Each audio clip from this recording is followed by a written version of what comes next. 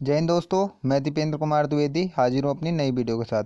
दोस्तों, जैसा कि आपको पता है मेरे चैनल का नाम है एनसीसी मिरर। जिसने भी सब्सक्राइब नहीं कर रखा है सबसे पहले कर लीजिए सब्सक्राइब। दोस्तों, जैसा कि आपको मैं पिछली वीडियो में बता चुका हूँ कि अलॉटमेंट ऑफ मार्क्स क्या होता है, मतलब मैं आपको बता चुका हूँ कि एग्जाम में कौन सा चैप्टर कितने नंबर का आने वाला है। और मैं सबसे पहला जो चैप्टर स्टार्ट कर रहा हूँ आर्मर्ड फोर्स। दोस्तों, इसकी एक वीडियो मेरे चैनल पर मैं अपलोड कर चुका हूँ। आज पार्ट 2 इसका अपलोड हो रहा है दोस्तों। तो आज मैं इस पार्ट्स में आपको बताने वाला हूँ कंट्रोल कमांड और पैदल सेना की बनावट।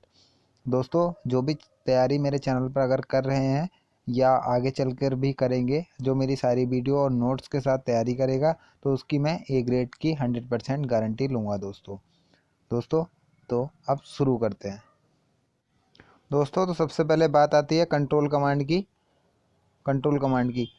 ठीक प्रकार से कंट्रोल कमांड के लिए पूरे देश में निम्न 6 कमांडो में बांटा गया है। ठीक है दोस्तों, मतलब कि आपकी जो कंट्रोल कमांड है उन्हें 6 भागों में बांटा गया है। इसके अतिरिक्त एक ट्रेनिंग कमांड स्थापित की गई है, पूर्वी कमान। अब दोस्तों, ये बताने से पहले मैं आपको बता देता हूँ कमांड या कंट्रोल कमांड की जरूरत क्यों पड़ती है। दोस्तों, पूरे देश की आर्मी में डिसिप्लिन के साथ साथ कार्रवाई, मतलब एक क्रमबद्ध तरीके से या कंट्रोलिंग पावर जिनके हाथ में होती है वो कमांड के हाथ में होती है। तो पूरी आर्मी को कंट्रोल करने के लिए ये कंट्रोल कमांड बनाई गई हैं। दोस्तों, ये 7 कंट्रोल कमांड हैं जिनके नाम मैं आपको बताने वाला हूँ। पूर्वी कमान मुख्यालय कोलकाता, पश्चिमी कमान मुख्यालय चंडीगढ़, ठीक है। दक्षिणी कमान मुख्यालय पूना, ठीक है। केंद्रीय कमान मुख्यालय लखनऊ। सेंट्रल की जो कमांड है दोस्तों वो लखनऊ में है। उत्तरी कमान मुख्यालय उधमपुर। दक्षिणी पश्चिमी कमान मुख्यालय जयपुर। ट्रेनिंग कमान मुख्यालय शिमला। इन कमानों का commander general officer commanding in chief GOC कहलाता है, जो लेफ्टिनेंट जनरल रैंक का अफसर होता है। इन कमानों के अंतर्गत एरिया तथा सब एरिया होते हैं। एरिया सब एरिया कमांडर क्रमशः मेजर जनरल तथा ब्रिगेडियर रैंक के अफसर होते हैं दोस्तों, मैं जानता हूँ आपको रैंक अभी समझ में नहीं आ रही होगी, ब्रिगेडियर किस रैंक का होता है, मेजर जनरल किस रैंक का होता है, या उसके कंधों पर कौन सा क्या रैंक लगती है। दोस्तों, इसके ऊपर एक वीडियो मैंने बना करके पहले ही अपलोड कर चुका हूँ। लिंक आपको डिस्क्रिप्शन में मिल जाएगा, आई कार्ड में भी स्लैश हो रहा होगा दोस्तों, वहाँ से आप वीडियो जा करके देख सकते हैं। और जैसे कि मैं सिलेबस दोबारा से कंप्लीट करा रहा हूँ, तो आने वाले टाइम में मैं रैंक की वीडियो फिर से अपलोड करूँगा।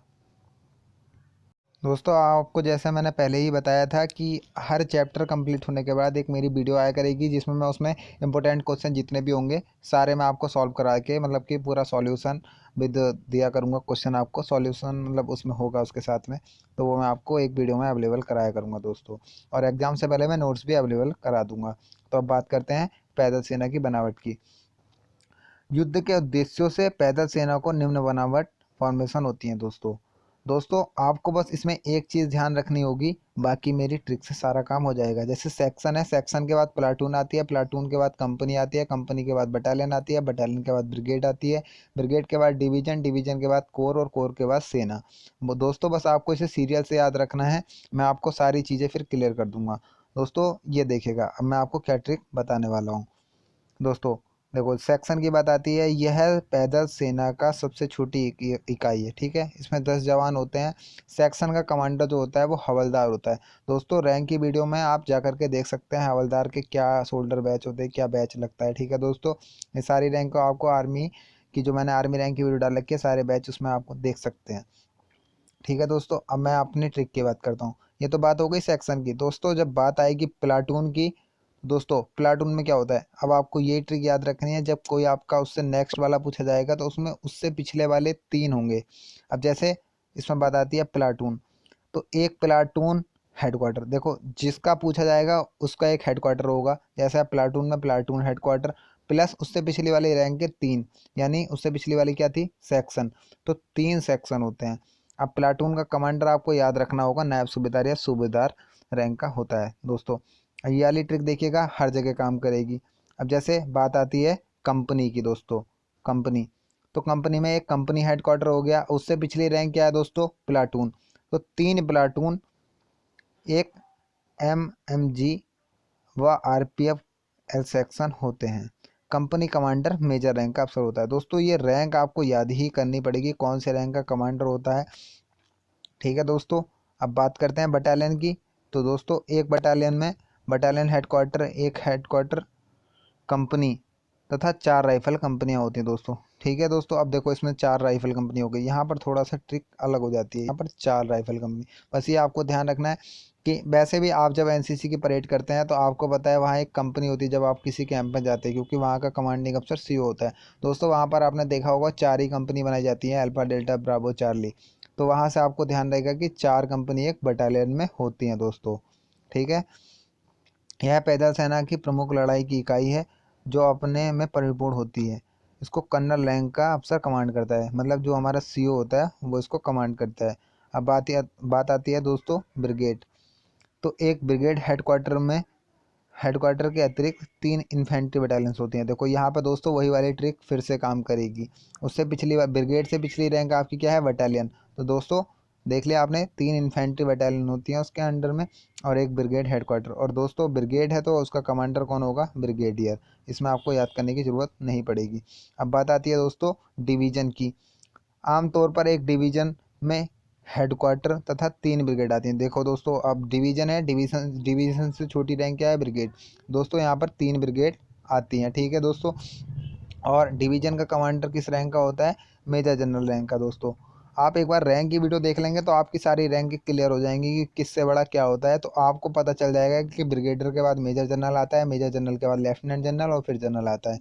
अब दोस्तों बात आती है कोर की।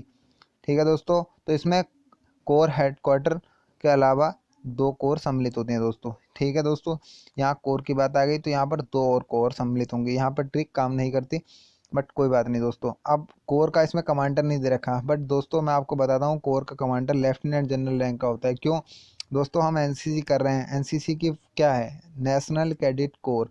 ठीक है दोस्तों, अब कोर एनसीसी का जो सबसे बड़ा अधिकारी है वो आप बताइए कौन है, लेफ्टिनेंट जनरल राजीव चोपड़ा, जो कि दिल्ली में बैठते हैं दोस्तों। तो एनसीसी का सबसे बड़ा अधिकारी एक कोर है एनसीसी। ठीक है, उसका कमांडर कौन है, लेफ्टिनेंट जनरल रैंक का है। तो इसका कमांडर लेफ्टिनेंट जनरल रैंक का होता है। ये मैं आपको एग्जाम्पल दे के समझा दिया। अब बात आती है सेना की दोस्तों। तो सेना, इसमें हेडक्वार्टर तथा 1 या 2 कोर सम्मिलित होती हैं। ठीक है दोस्तों, युद्धकाल या तथा शांति काल की अपेक्षा कमान हेडक्वार्टर से अधिक वरिष्ठ स्थान ग्रहण कर लेती है। यह थल सेना हेडक्वार्टर की दूसरी छोटी प्रतिलिपि है दोस्तों। ठीक है दोस्तों, तो आपको ध्यान रखना है। अब सेना का कमांडर तो आपको पता ही है कौन होता है, बताने की कोई ज़रूरत है नहीं, जनरल। ठीक है दोस्तों, तो अब मिलते हैं नई वीडियो नई टॉपिक के साथ। और दोस्तों मैं पहले ही बोल रहा हूँ, जो भी मेरे चैनल पर तैयारी करेगा मैं उसकी A ग्रेड की फुल गारंटी लूँगा। दोस्तों आपको कुछ और बताना था, ये जो कंट्रोल कमांड है, ये अगर आपके अभी नहीं समझ में आ रही हैं तो मैं आपको फिर भी बता देता हूँ एक बार कि ये कंट्रोल कमांड जो है आपके हर हाल में कम से कम 5 नंबर की एग्ज़ाम में ज़रूर पूछी जाएंगी, हर हाल में 5 नंबर की।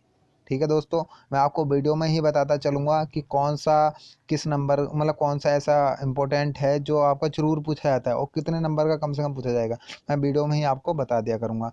दोस्तों मिलते हैं नई वीडियो नए टॉपिक के साथ। वीडियो पसंद आई है तो लाइक कीजिए और सबसे ज़्यादा वीडियो को शेयर कीजिए। और अच्छा लग रहा है या आपको लग रहा है कि इस चैनल पर कुछ अच्छा हो सकता है तो दोस्तों चैनल को सब्सक्राइब आप कर लीजिए।